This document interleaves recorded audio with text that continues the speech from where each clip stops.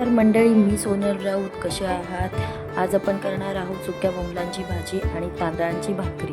तर चला मग बघूया रेसिपी. आवडल्यास लाईक आणि सबस्क्राईब नक्की करा.